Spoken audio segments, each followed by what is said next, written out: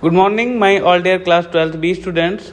As in this new video of the subject banking, we will discuss State Bank of India. State Bank of India. It's a very important topic. State Bank and Reserve Bank both are very important topic of your syllabus. So let me directly move to the State Bank. First of all, let me tell you the introduction.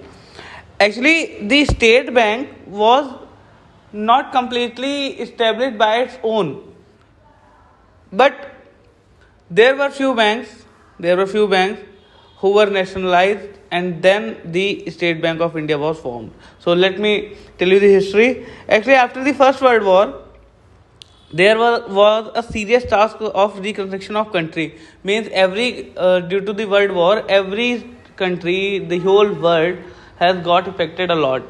India was also one of them, and at that time banking will be the sector. Banking was the sector who can help the country to grow back, so for putting the consistency in the banking sector, sector, it was decided to make a bank who can control all other banks in the country. So there were three presidency banks at that time. Bank of Bombay, Bank of Bengal, and Bank of Madras. These three presidency banks were put together, and Imperial Bank of India was established in 1921. By amalgamating these three presidency banks, Imperial Bank of India was formed. The Imperial Bank of India was itself a commercial bank, but also controls the other banks. So it was doing the RBI's work. It was doing some functions of RBI, like it was the banker of government. It accepts the deposits of other banks, etc. Okay, but there were some restricted functions of Imperial Bank. What were that? The bank could not give loan for a period of more than 6 months. More than 6 months loan cannot be given to agriculture sector, but due to the Imperial Bank. In that Imperial Bank, there were many other problems too, but there were some criticism of Imperial Bank.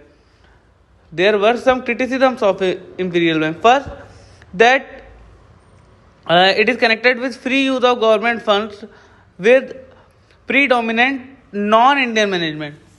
It means that management of that Imperial Bank was non-Indian, and the money which was involved in that bank was Indian. So that non-Indian or Britishers used that money to help British, not to help India. Second thing, this second criticism is that then management of the bank was bureaucratic, means they were involved in politics. So they are helping the politicians, they are helping the British government to fulfill their needs.